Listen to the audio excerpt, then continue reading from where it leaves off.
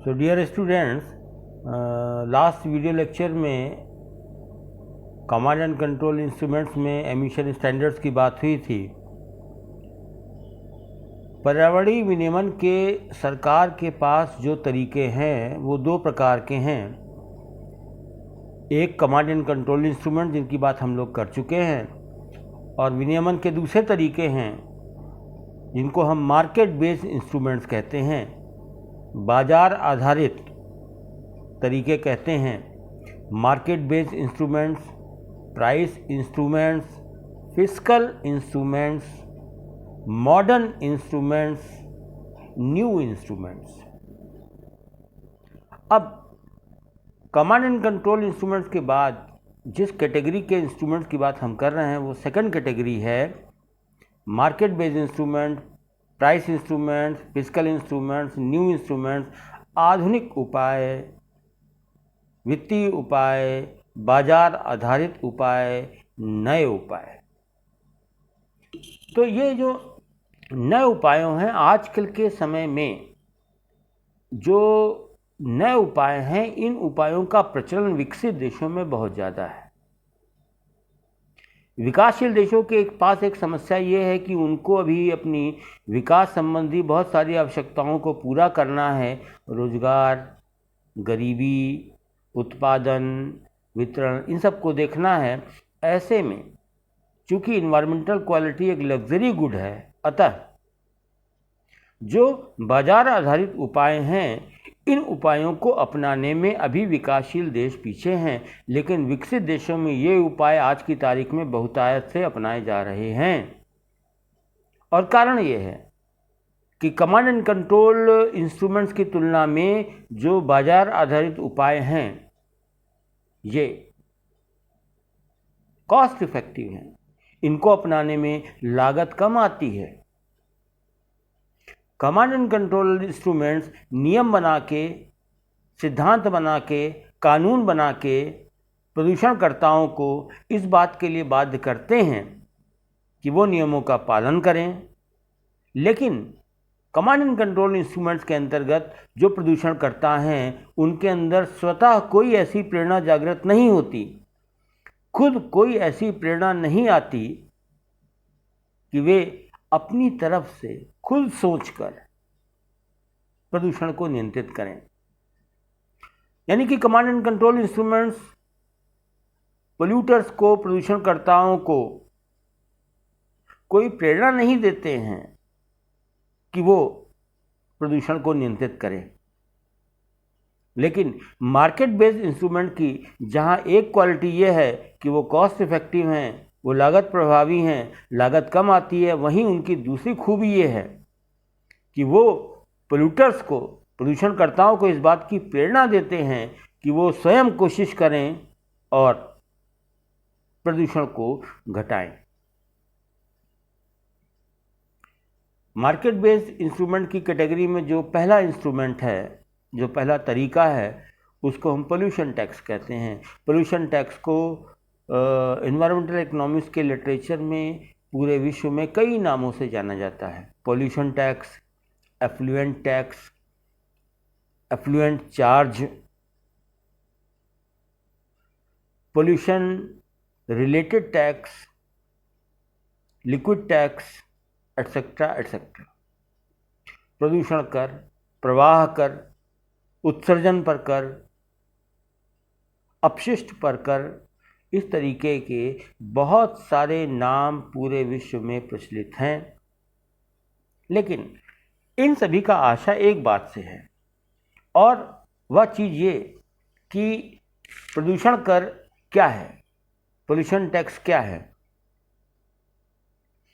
N effluent charge और pollution tax is a tax or financial penalty imposed on polluters by government authority,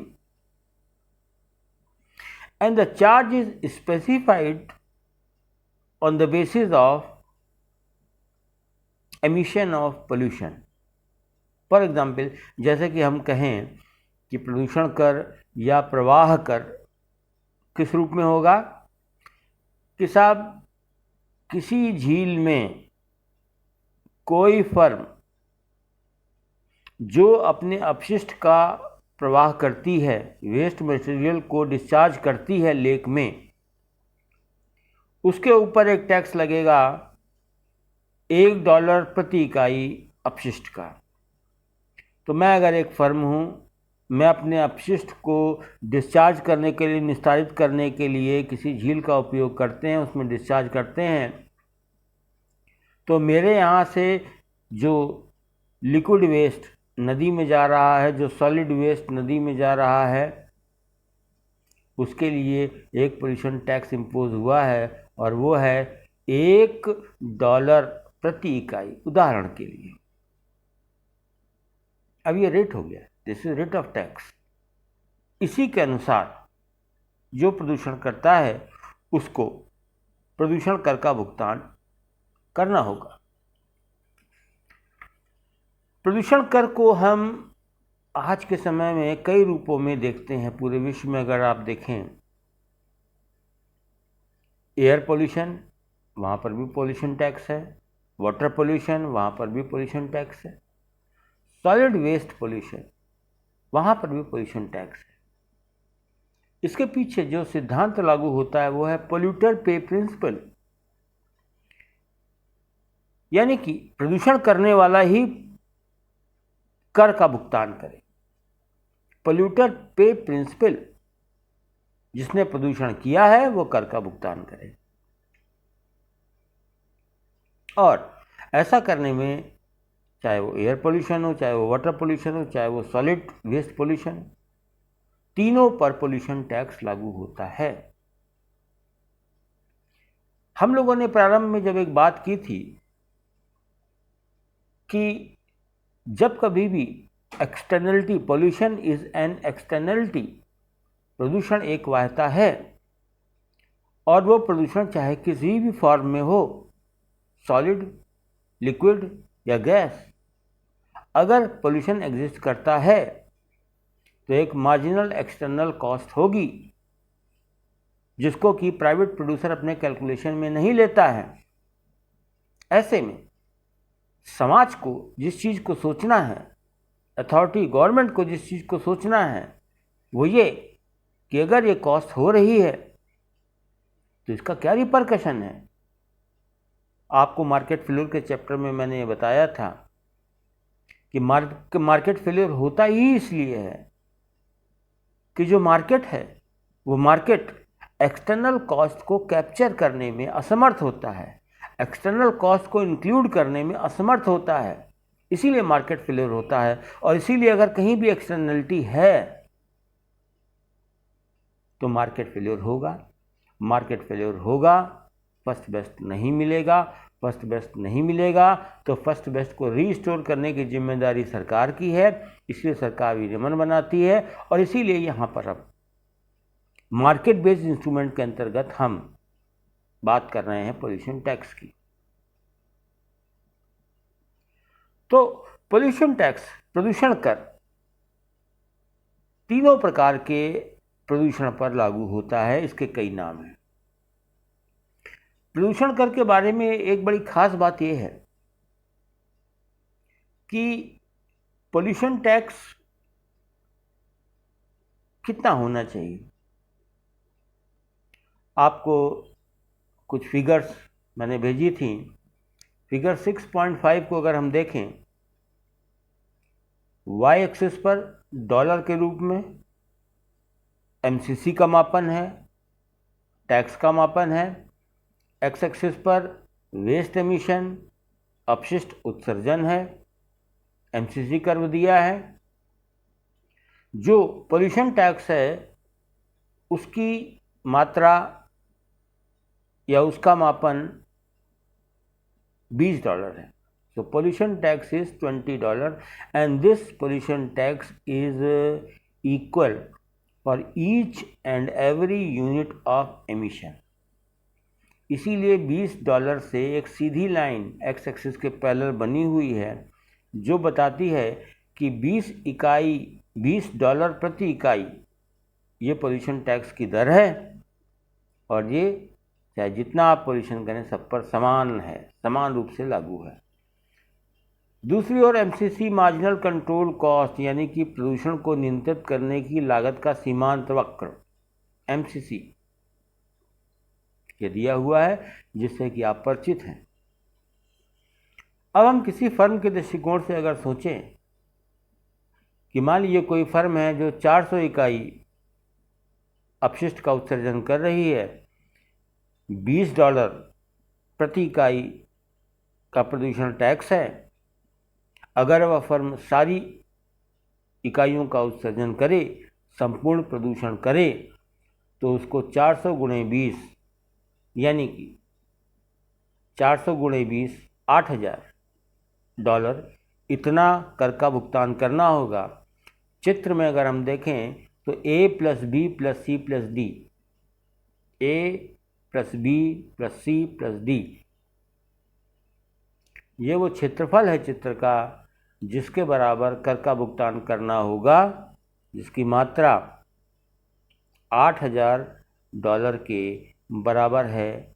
400 इकाई प्रदूषण के लिए कर का भुगतान। लेकिन क्या फर्म ऐसा करेगी? अगर वो 400 इकाई उत्सर्जन कर रही है तो क्या वो 400 गुणे 20 $800 का कर का भुगतान करेगी? A + B + C + D का भुगतान करेगी? नहीं, ऐसा नहीं होगा।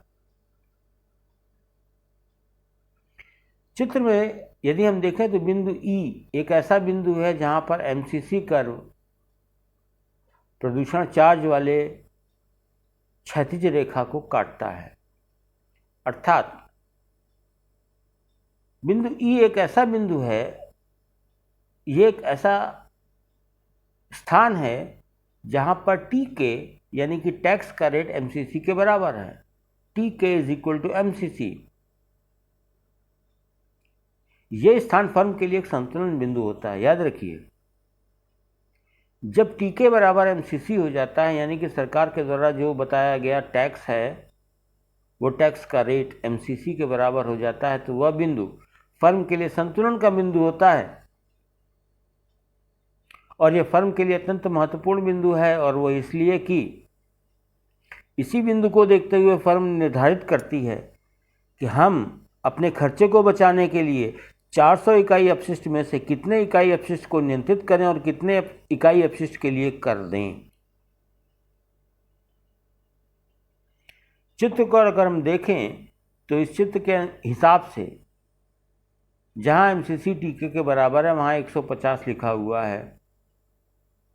इसका अर्थ यह हुआ कि फर्म 400 से 150 इकाई तक 400 इकाई अपशिष्ट जो उसका है उससे 150 इकाई अपशिष्ट तक यानी कि 250 इकाई अपशिष्ट को वो नियंत्रित करेगी। क्यों? क्योंकि 400 से 150 तक TK tax rate is more than MCC।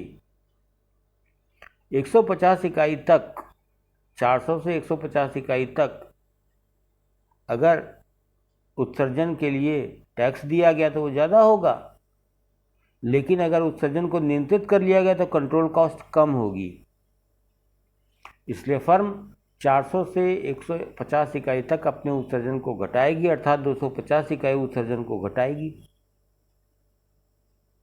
लेकिन 150 इकाई उत्सर्जन के से और कम उत्सर्जन को नियंत्रित नहीं करेगी, क्योंकि 150 इकाई से अगर हम उत्सर्जन को और नियंत्रित करेंगे, कंट्रोल करेंगे, तो चित्र बताता है कि जो मार्जिनल कंट्रोल कॉस्ट है वो ज़्यादा है और टैक्स रेट कम है। MCC is greater than TK। तो बेटर क्या है? अरे भाई, अगर हमको नियंत्रित करने की लागत 10 रुपया है और न नियंत्रित करें तो हमको टैक्स देना पड़े 5 रुपया, तो बेटर होगा हम टैक्स दे दें, क्यों कंट्रोल करें? तो इकोनॉमिकली जो रेशनल आया वो ये हुआ कि फर्म का संतुलन वहाँ होता है जहाँ MCC बराबर टैक्स रेट, MCC = TK। और जब तक MCC TK से कम है जब तक एमसीसी टीके से कम है वहाँ तक फर्म प्रदूषण को नियंत्रित करेगी, और जब एमसीसी टीके से ज़्यादा हो जाएगी तो फर्म नियंत्रित नहीं करेगी बल्कि टैक्स देना बेहतर समझेगी। ये कॉस्ट इफेक्टिव सॉल्यूशन है, ये पेरेटो संस में लागत प्रभावी हल है। चित्र 6.1 को आप देखें। इसके अंतर्गत अगर फर्म पूरे 400 इकाई के लिए टैक्स देती तो उसका टैक्स होता 400 गुणे 20 $8,000, या चित्र के हिसाब से क्षेत्रफल A + B + C + D। लेकिन जो निर्णय लेने की प्रक्रिया मैंने भी आपको बताई, उसके हिसाब से फर्म दो काम करेगी। वो 400 से 150 इकाई तक अपशिष्ट को घटाएगी, जिसमें उसकी लागत आएगी C, क्षेत्रफल C। तो क्षेत्रफल C प्रदूषण को 400 से 150 इकाई तक घटाने की नियंत्रण लागत है, और A + B वो अमाउंट है जो वो टैक्स के रूप में देगी। तो टोटल कॉस्ट क्या हुई, टोटल खर्चा क्या हुआ फर्म का? उत्सर्जन को 400 से 150 इकाई तक नियंत्रण करने की लागत, यानी कि क्षेत्रफल C, और A + B के रूप में दिया गया टैक्स। तो total cost is A + B + C। अब अगर पूरी 400 इकाई के लिए टैक्स दिया गया होता तो खर्चा होता A + B + C + D, लेकिन हो कितना रहा है? A + B + C। So D net saving है। तो यहां पर फर्म के पास टैक्स, पोल्यूशन टैक्स में एक प्रेरणा है, एक इंसेंटिव है कि फर्म को खुद लगता है कि अगर 400 इकाई अपशिष्ट का उत्सर्जन वो कर रही है तो 400 इकाई अपशिष्ट के उत्सर्जन में से अगर वो 250 इकाई अपशिष्ट के उत्सर्जन को खुद कंट्रोल कर ले तो उसका खर्चा टैक्स देने की तुलना में कम होगा। यही बात है कि पोल्यूशन टैक्स फर्म को खुद इंसेंटिव देते हैं कि वो पोल्यूशन को कंट्रोल करें। यहाँ पर एक डबल डिविडेंड मिलता है, एक दोहरा लाभ मिलता है। पहला, फर्म को पोल्यूशन टैक्स के रूप में कुछ पैसा भी मिलता है, और दूसरी ओर सरकार को पोल्यूशन टैक्स के रूप में कुछ पैसा भी मिलता है, और सरकार अपने इस उद्देश्य में भी सफल हो जाती है कि प्रदूषणकर्ता स्वयं यह प्रेरणा महसूस करे कि उसको प्रदूषण नियंत्रित करना चाहिए। तो गवर्नमेंट का ये भी ऑब्जेक्टिव पूरा हो रहा है कि पोल्यूशन कंट्रोल फर्म खुद कर रही है, अपने आप कर रही है, आप ना कहिए तो भी करेगी। क्यों? क्योंकि उसमें उसका इंटरेस्ट है, उसका फ़ायदा है, लेकिन उसके फ़ायदे में आपका फ़ायदा है, आपका ऑब्जेक्टिव पूरा हो रहा है। फर्म स्वतः प्रदूषण का नियंत्रण करती है, और जितना नियंत्रण वो नहीं करती है उसके लिए वो टैक्स देती है। तो government is getting double dividend, pollution भी कंट्रोल हो रहा है और टैक्स रेवेन्यू भी मिल रहा है पोल्यूशन टैक्स के रूप में। और ये कॉस्ट इफेक्टिव सॉल्यूशन होता है जहां एमसीसी टैक्स रेट के बराबर है, एमसीसी इज इक्वल टू टीके। ये एक प्रदूषणकर्ता के लिए बात है। अगर कई प्रदूषणकर्ता हों तो उसके लिए हम इस बात को जनरलाइज कर सकते हैं, सामान्यीकरण कर सकते हैं, और वहाँ पर हम ये पाते हैं कि जब हम सामान्यीकरण करते हैं तो अगर कई पोल्यूटर्स हैं, मान लीजिए n पोल्यूटर्स हैं, तो अगर हर पोल्यूटर के लिए, ध्यान रखिए, अगर हर प्रदूषणकर्ता के लिए हम एमसीसी बराबर टीके इस नियम का उपयोग करें तो इससे पूरे क्षेत्र में संपूर्ण प्रदूषणकर्ताओं को लेकर जो हमको सॉल्यूशन मिलेगा, हल मिलेगा, वो कॉस्ट इफेक्टिव होगा, लागत प्रभावी होगा। जैसे कि मान लीजिए 10 प्रदूषण करता है। तो पहले के लिए जैसा मैंने अभी एग्जाम्पल दिया, पहले के लिए क्या रूल होगा, MCC1 is equal to TK। पहली फर्म की जो मार्जिनल कंट्रोल कॉस्ट है उससे related curve MCC1 is equal to TK is equal to tax rate. Tax rate तो सबके लिए बराबर होगा क्योंकि सरकार ने निर्धारित किया है। दूसरी के लिए MCC2 बराबर TK, तीसरी के लिए MCC3 बराबर TK, 10वीं के लिए MCC10 बराबर TK। अगर सब जगह ऐसा होता है तो एक जनरल सोल्यूशन क्या है, जनरल सोल्यूशन ये हुआ, MCC1 is equal to MCC2 is equal to MCC3 is equal to dash dash dash is equal to MCC10 is equal to TK।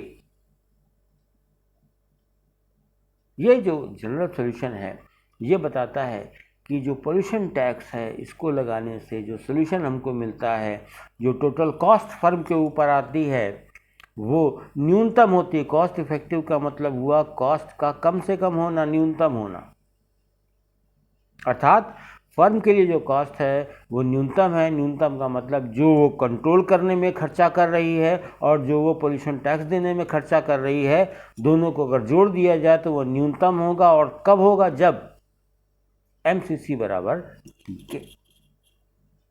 ये बहुत बड़ा एडवांटेज है पोल्यूशन टैक्स का फिस्कल इंस्ट्रूमेंट में, जो हमको कमांड एंड कंट्रोल इंस्ट्रूमेंट्स में नहीं मिलता। पोल्यूशन टैक्स का एक दूसरा बड़ा विशेष गुण यह है कि इसका प्रशासन आसान है, इसको लागू करना और इसके प्रभावों को प्राप्त करना आसान है। It is easy to administer. एक बार आपने टैक्स रेट बना दिए, उनको जारी कर दिए, लागू कर दिए, उसके बाद आप शांत रहिए। प्रदूषण करता है या फर्म खुद देखेगी कि इस टैक्स रेट के हिसाब से खुद उसको कितना कंट्रोल करना है और कितने पर टैक्स देना है। You will get, government will get double dividend advantage, और कहीं नहीं मिलता, ये केवल टैक्स में मिलता है।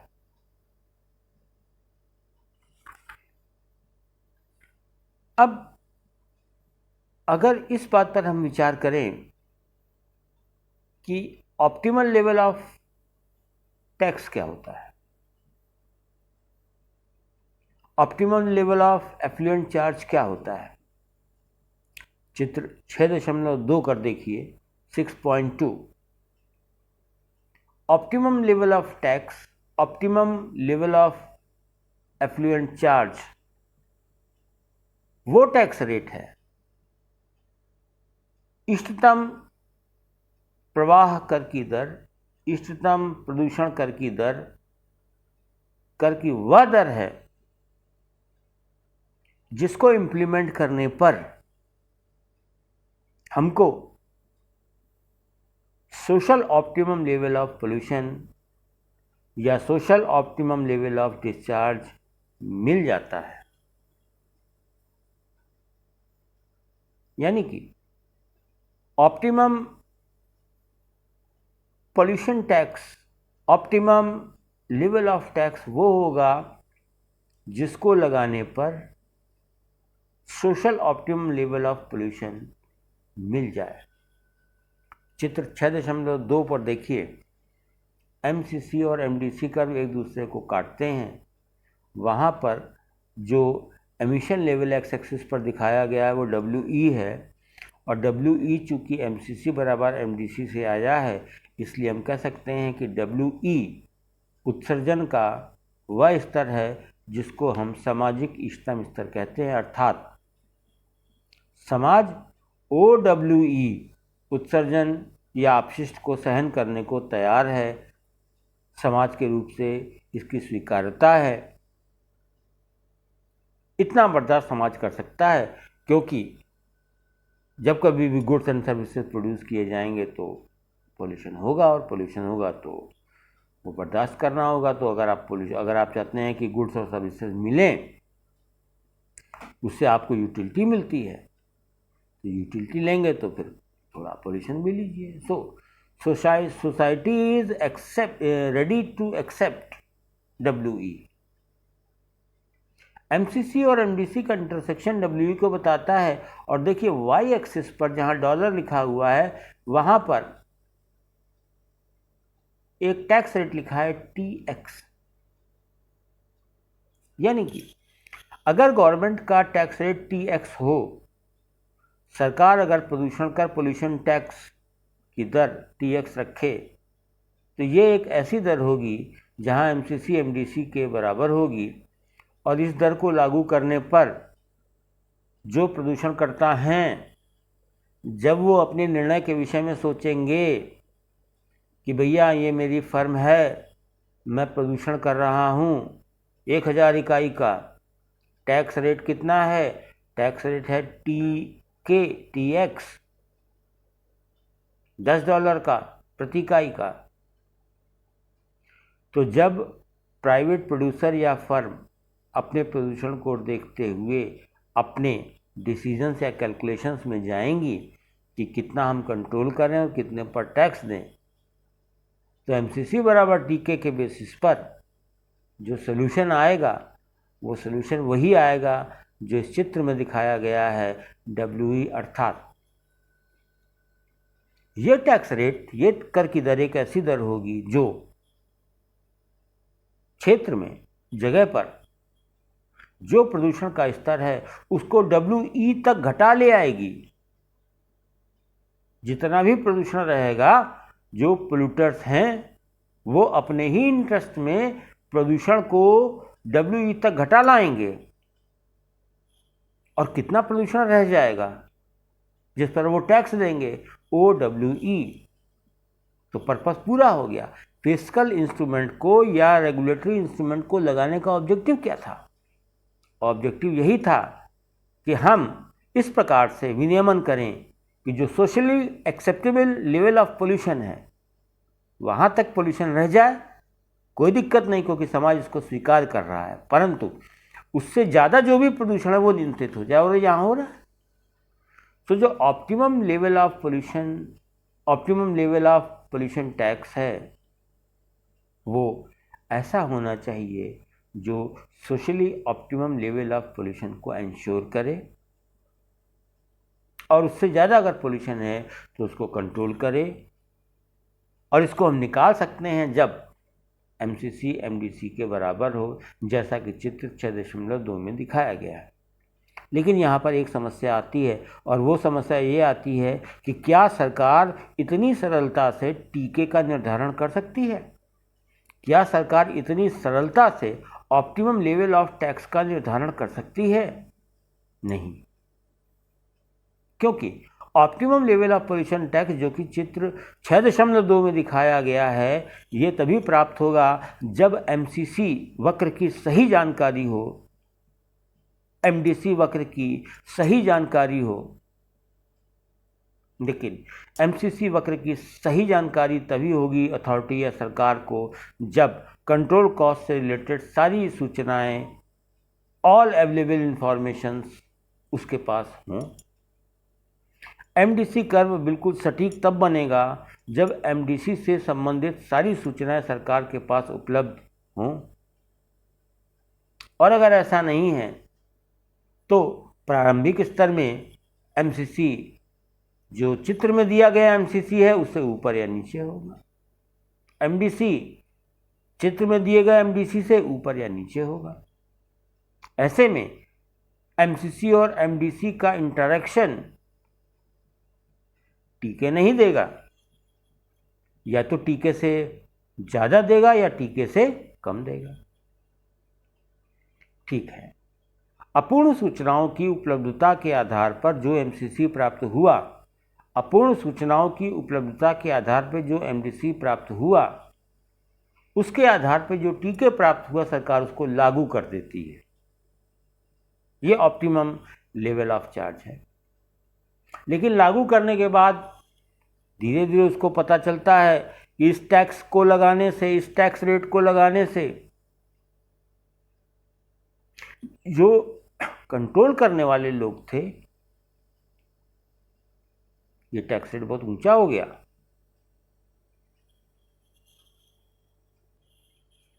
जो कंट्रोल करने वाले लोग थे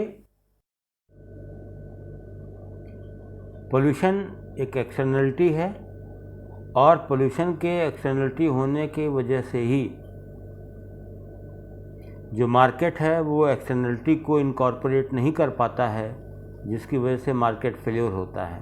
और मार्केट फेल्योर को करेक्ट करना ज़रूरी है, सरकार की जिम्मेदारी है, जिससे कि हमको फर्स्ट बेस्ट मिल सके और एफिशिएंसी कंडीशंस रीस्टोर हो सकें। तो एक्सटर्नलिटीज़ की प्रेजेंस में जो मार्केट फेलियर होता है वो दो प्रकार का होता है।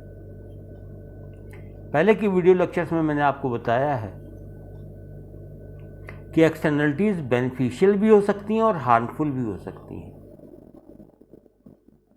अगर फर्म की चिमनियों से निकलने वाला धुआं पोल्यूशन है, ये निगेटिव एक्सटर्नलिटी है। लेकिन अगर किसी गार्डनर या किसी खेत खलियान या बगीचे के मालिक के द्वारा अपने बगीचे में जो सुधार किया गया है, फूलों और खुशबुओं को बढ़ाया गया है, उससे जो पोलिनाइजेशन होता है या नियर बाई लोगों को जो फ़ायदा मिलता है, ये पॉजिटिव एक्सटर्नलिटी है। कुछ लोगों का वैक्सीनेशन होता है, पूरे समाज को फ़ायदा मिलता है, ये पॉजिटिव एक्सटर्नलिटी। सो एक्सटर्नलिटी दोनों तरीके की हो सकती है, निगेटिव और पॉजिटिव। लेकिन मार्केट फेलियर दोनों की वजह से होगा। मार्केट फेलियर तब भी होगा अगर एक्सटर्नलिटी निगेटिव है, मार्केट फेलियर तब भी होगा अगर एक्सटर्नलिटी पॉजिटिव है। प्राइवेट प्रोड्यूसर या प्राइवेट फर्म के कैलकुलेशन में ना तो पॉजिटिव एक्सटर्नलिटी आएगी, ना ही निगेटिव एक्सटर्नलिटी आएगी, तो मार्केट फेलियर होगा। मार्केट कैप्चर नहीं करेगा दोनों में से किसी, फर्स्ट बेस्ट नहीं मिलेगा। तब सरकार की जिम्मेदारी दो प्रकार की बनती है। अगर एक्सटर्नलिटी निगेटिव है तो भी इसको इंटरनलाइज करें, और अगर एक्सटर्नलिटी पॉजिटिव है तो भी उसको इंटरनलाइज करें।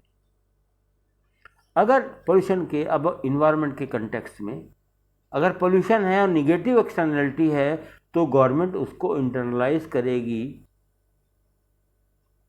टैक्स लगाकर, पोल्यूटर को दंडित करके। So if externality is negative, then the externality is internalised by tax, by other things. And if externality is positive, तो गवर्नमेंट को लगता है ये तो बड़ा बेनिफिट है, इसको इंटरनलाइज करना जरूरी है। इफ एक्सटर्नलिटी इज पॉजिटिव और beneficial, then it is also internalised by the government, by subsidies. अगर एक्सटर्नलिटी निगेटिव है तो उसको मार्केट फेलियर को करेक्ट करने के लिए, निगेटिव एक्सटर्नलिटी को इंटरनलाइज करने के लिए गवर्नमेंट के पास जो तरीके हैं वो है टैक्स और दूसरे। और अगर एक्सटर्नलिटी पॉजिटिव है, बेनिफिशियल है, तो उसको इंटरनलाइज करने के भी तरीके हैं, और वो क्या हैं? Subsidies etcetera. तो यहाँ पर हम लोग बात चूँकि पोल्यूशन टैक्स की कर रहे हैं, और इसका मतलब ये हुआ कि यहाँ पर जिस एक्सटर्नलिटी की बात हो रही है वो निगेटिव एक्सटर्नलिटी है, वो पोल्यूशन है। और निगेटिव एक्सटर्नलिटी पोल्यूशन को इंटरनलाइज करने के लिए एक कंसेप्ट का जिक्र आता है, और वो है पिगुएन टैक्स, पिगुएन कर। तो पिगुएन टैक्स या पिगुएन कर क्या है? एक चित्र मैंने आपको भेजा है, उसको देखिएगा। पिगुएन tax is per unit tax on a good, on a commodity whose production generates negative externality. Pigouvian tax, Pigouvian कर किसी वस्तु पर लगाया गया वो कर है जो वस्तु की प्रति इकाई पर लगता है, और वो इसलिए लगता है क्योंकि उस वस्तु का जब उत्पादन किया जाता है तो वह वस्तु प्रदूषण उत्पन्न करती है। It generates pollution. जो पोल्यूशन टैक्स है, जो पीग 1 टैक्स है, पीग 1 टैक्स किस चीज के बराबर है? What is pig 1 tax? So pig 1 tax, remember, pig 1 tax is the amount of pig 1 tax is the amount of marginal external cost at the point where we get efficient level of outcome. pig 1 tax, अब देखिए pig 1 tax जो है वो एक tax का rate हो गया, एक कर की दर हो गई। ये कर की दर क्या होगी, कहां से निर्धारित होगी? So pig 1 tax is the amount of MEC, amount of marginal external cost at the point of optimum और socially desirable level of pollution. चित्र में देखिए एक लाइन आ रही है MSB, marginal social benefit, x axis पर क्वांटिटी है, मान लीजिए पेपर का प्रोडक्शन है, कागज का उत्पादन है, तो उसके उत्पादन की मात्रा है Q, पेपर का प्रोडक्शन, वो y एक्सिस पर डॉलर टर्म्स, दो वेरिएबल्स, MSB कर्व नीचे जा रहा है, जैसे जैसे आप प्रोडक्शन पेपर का बढ़ाते ही जाएंगे वैसे वैसे जो मार्जिनल सोशल बेनिफिट है वो कम होता जाएगा, सामान्य मांग का नियम। दूसरे MPC है, MPC देखिए पॉजिटिव स्लोप का कर्व है, जो ये बताता है कि जैसे जैसे आप पेपर का प्रोडक्शन बढ़ाएंगे वैसे वैसे पेपर का प्रोडक्शन बढ़ेगा, वैसे वैसे पोल्यूशन बढ़ेगा, और वैसे वैसे more production of paper more production cost. ज़्यादा पेपर प्रोड्यूस करेंगे तो पेपर की प्रोडक्शन कॉस्ट ज़्यादा होगी, MPC कर्व इसको बताता है। लेकिन एक और बात है कि जैसे जैसे हम पेपर का प्रोडक्शन बढ़ाएंगे वैसे वैसे पोल्यूशन भी बढ़ता जाएगा, और जैसे जैसे पेपर का प्रोडक्शन बढ़ेगा वैसे वैसे जो पोल्यूशन बढ़ेगा उसका इम्पैक्ट, उसका जो प्रभाव होगा वो संचयी होगा, क्यूमुलेटिव होगा। तो MPC कर्व जो कि पॉजिटिव स्लोप का है, उसके साथ साथ एक और कर्व पॉजिटिव स्लोप का होगा, वो होगा MEC, marginal external cost curve. और हम जानते हैं कि सोशल कैलकुलेशन में जो मार्जिनल सोशल कॉस्ट है which is equal to marginal private cost and marginal external cost, MSC is equal to MPC plus MEC। चित्र में अगर आप ध्यान दें तो जैसे जैसे एक्स एक्सिस पर हम 0 से आगे बढ़ते हैं वैसे वैसे MPC और MSC कर्व के बीच की दूरी बढ़ती जाती है। आई रिपीट, एक्स एक्सिस पर जैसे जैसे हम 0 से आगे बढ़ते हैं वैसे वैसे MPC और MSC लाइंस के बीच की दूरी बढ़ती जाती है, और MPC और MSC लाइन के बीच की दूरी क्या है?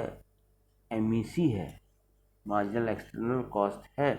अर्थात जैसे से हम पेपर का ज़्यादा प्रोडक्शन बढ़ाएंगे वैसे वैसे ज़्यादा पोल्यूशन होगा, और वैसे वैसे जैसे जैसे पेपर का प्रोडक्शन बढ़ेगा वैसे वैसे मार्जिनल एक्सटर्नल कॉस्ट भी बढ़ती जाएगी, और हमको एक MSC लाइन मिलती है।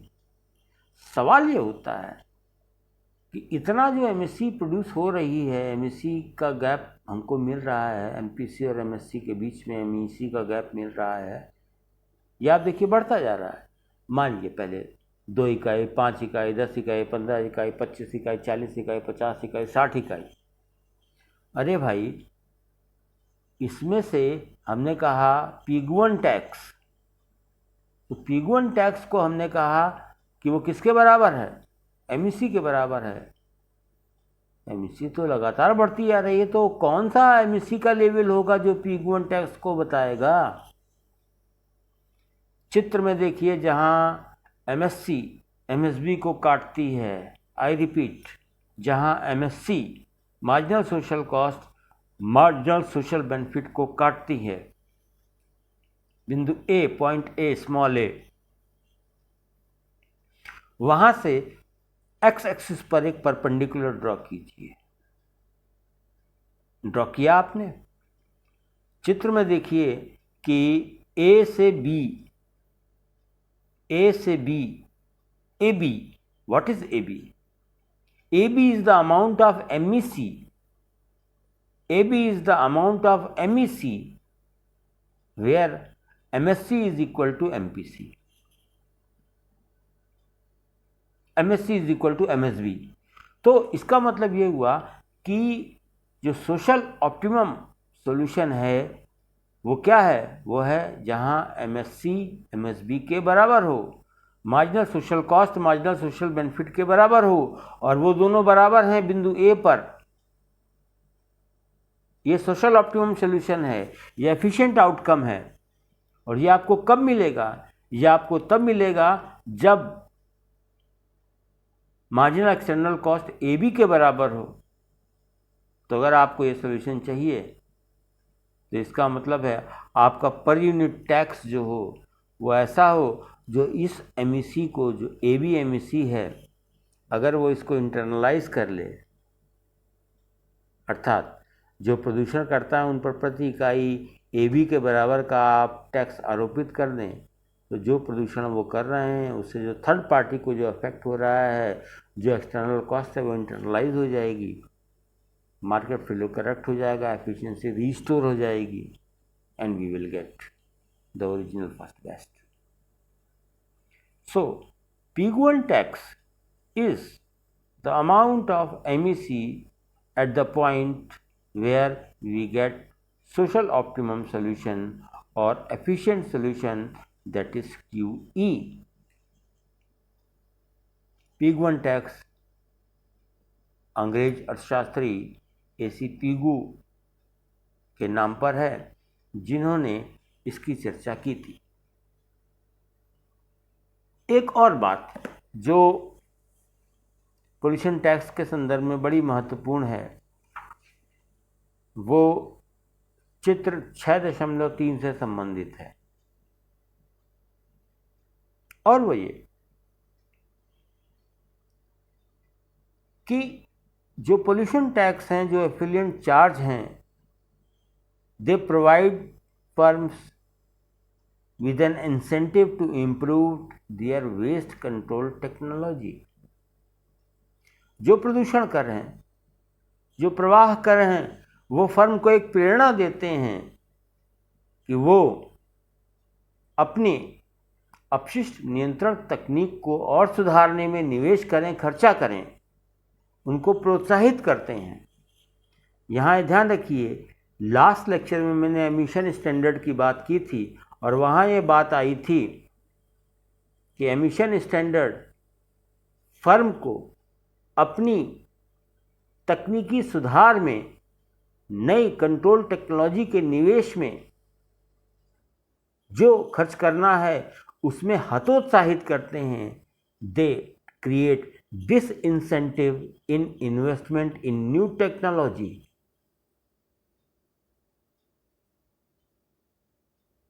रीजन्स पिछले वीडियो लेक्चर में आपको बताए थे, लेकिन यहाँ पर टैक्स के केस में ये रिजल्ट उल्टा है, और ये एक बहुत बड़ा एडवांटेज है पोल्यूशन टैक्स का, कि अगर पोल्यूशन टैक्स आप लगा रहे हैं तो वो फर्म को इस बात के लिए प्रेरणा देते हैं कि अरे भाई, अगर हम और बेहतर टेक्नोलॉजी का इस्तेमाल करेंगे तो और बेहतर कंट्रोल करेंगे और मेरा खर्चा और कम होगा। Again double dividend is increased. अगर कोई फर्म अपनी पोल्यूशन कंट्रोल टेक्नोलॉजी में बेटरमेंट करती है, ज़्यादा निवेश करती है और बेहतर प्रदूषण नियंत्रण तकनीक को लाती है, तो इसका अर्थ ये हुआ कि वो पोल्यूशन को पहले की तुलना में और ज़्यादा कंट्रोल करेगी, सोशल बेनिफिट जो गवर्नमेंट चाहती है, और जो नहीं करेगी उसके लिए वो टैक्स देगी, डबल डिविडेंड बेनिफिट। जो गवर्नमेंट को रेवेन्यू मिलेगा, पैसा मिलेगा। लेकिन दोनों ही इम्प्रूव टेक्नोलॉजी के बेसिस पर दोनों ही तरीके से फायदा है। समाज को जो प्रदूषण का स्तर मिलेगा वो पहले से कम होगा, समाज को जो प्रदूषण वहन करना पड़ेगा वो पहले से कम होगा। फिर भी समाज जितना प्रदूषण वहन करेगा उसके लिए टैक्स रेवेन्यू है, डबल डिविडेंड एडवांटेज अगेन। इसीलिए ये कमांड एंड कंट्रोल इंस्ट्रूमेंट्स की तुलना में जो मार्केट बेस्ड इंस्ट्रूमेंट हैं, एमिशन स्टैंडर्ड्स की तुलना में जो पोल्यूशन टैक्स है, ये इसकी सुपीरियरिटी है। ये एक बार आप लागू कर दीजिए, व्यवस्था बता दीजिए, उसके बाद जो पोल्यूटर है उसको खुद ही प्रेरणा देती है कि आप अगर कंट्रोल टेक्नोलॉजी बेटर करेंगे तो आपका फ़ायदा। देखिए, जो फर्म अपनी प्रदूषण कंट्रोल टेक्नोलॉजी को बेटर करना चाहती है और उसके लिए ज़्यादा निवेश करना चाहती है, वो सरकार को देख के नहीं कर रही है। उसको ये लगता है अगर उसने ऐसा किया तो उसमें उसका फ़ायदा है, और सरकार को क्या लेना है। सबसे बढ़िया बात है, अगर प्रदूषण अपने आप प्रदूषणकर्ता घटाए और जितना न घटा पाए उस पर टैक्स दे, तो हमको तो दोहरा फ़ायदा है ना। वो जितना ज़्यादा कंट्रोल करेगा उतना ज़्यादा सोसाइटी के बेनिफिट का है, और जो नहीं कर पाएगा उसके लिए कुछ ना कुछ तो पैसा दे के जाएगा। Double dividend again. इस बात को हम चित्र 6.3 के माध्यम से समझते हैं। पहला कर्व है MCC 0, वाई एक्सिस पर डॉलर के रूप में टैक्स रेट दिया है, एक्स एक्सिस पर एमिशन दिया हुआ है। कोई फर्म है जिसका बेंचमार्क एमिशन, जिसका कि अधिकतम उत्सर्जन 1500 इकाई का प्रदर्शित है, जो टैक्स रेट है, जो कर की दर है, जो पोल्यूशन टैक्स है वो $5 प्रति इकाई है, और $5 प्रति इकाई का जो कर है वो सभी इकाइयों के लिए समान है, इसलिए रेखा एक्स एक्सिस के समानांतर है। फर्म की जो पोल्यूशन को कंट्रोल करने की जो टेक्नोलॉजी फर्म की है, उसके आधार पे जो उसका मार्जिनल कंट्रोल कॉस्ट कर्व है वो MCC 0 है, और MCC 0 कर्व टी के कर्व को जिस बिंदु पर काटता है वह बिंदु आप F के नज़दीक देख सकते हैं। पहले के लॉजिक के आधार पर यह बातें प्रदर्शित करती है कि जो फर्म है जिसका उत्पादन प्रदूषण करता है और जिसका अधिकतम प्रदूषण 1500 इकाई का है, जो प्रेजेंट टेक्नोलॉजी है वहाँ पर MCC 0 के आधार पर ये फर्म 1500 से 1000 तक यानी कि 500 इकाई का अपशिष्ट नियंत्रित करेगी और 1000 इकाई पर टैक्स देगी। ऐसे में फर्म का जो कुल खर्च होगा वह इस प्रकार होगा। फर्म 1000 इकाई पर जो टैक्स देगी उसका अमाउंट होगा D+E+F, और 1500 से 1000 इकाई तक 500 इकाई को कंट्रोल करने में जो उसकी लागत आएगी, खर्च होगा, कंट्रोल कॉस्ट, वो होगी G+H। अर्थात इस पूरी प्रक्रिया में फर्म का जो कुल खर्च है वर्तमान तकनीक के आधार पर वो है कंट्रोल कॉस्ट G+H और दिया गया टैक्स D+E+F, यानी कि total cost D+E+F+G+H।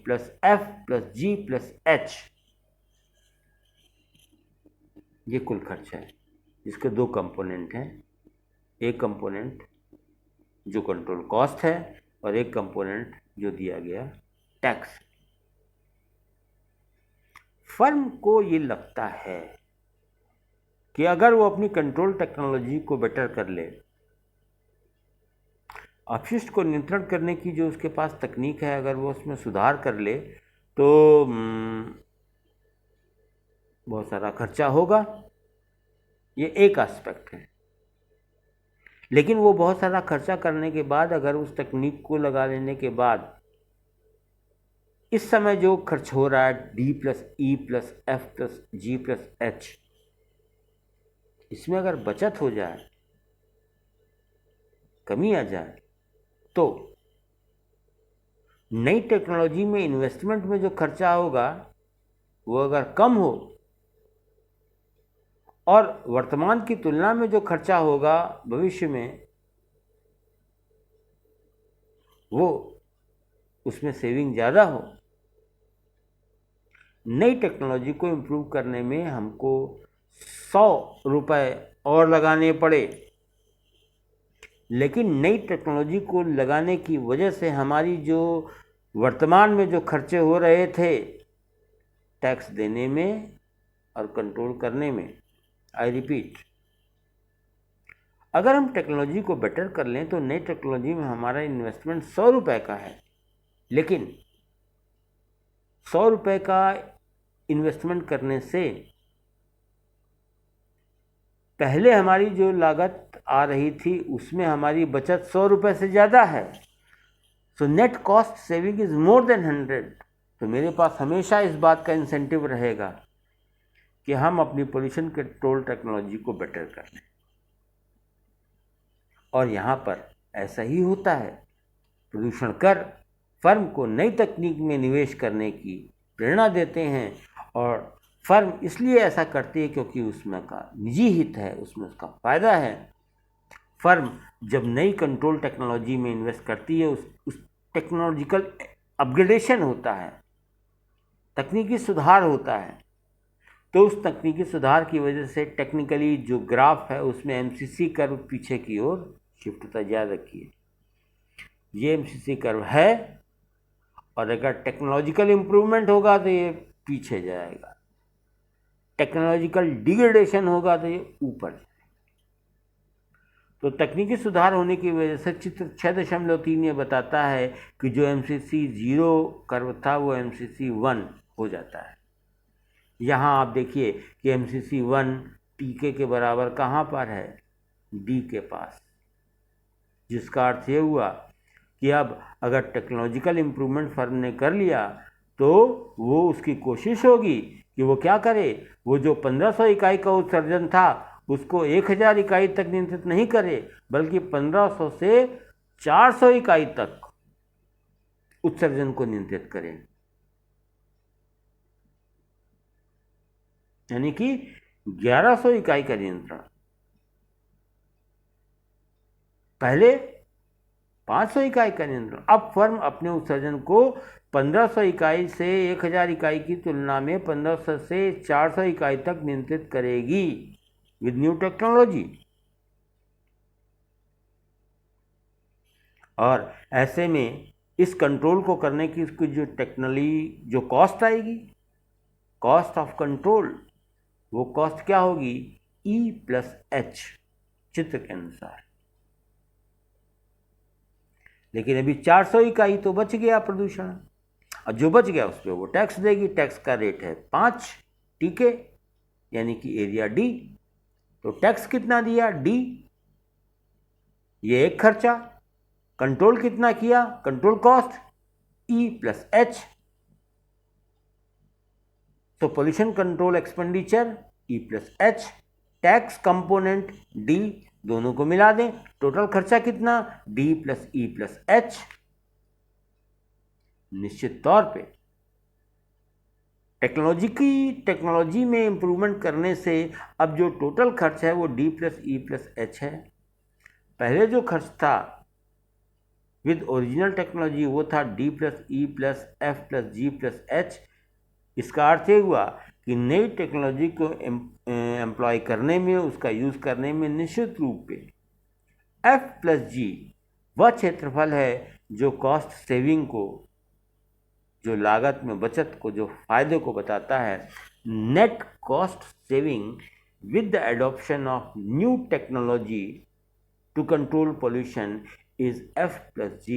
That is why every firm has an incentive to improve the technology of control of pollution, and that control needs investment, and that investment is beneficial because firm knows that the benefits are more and cost is less. Thank you.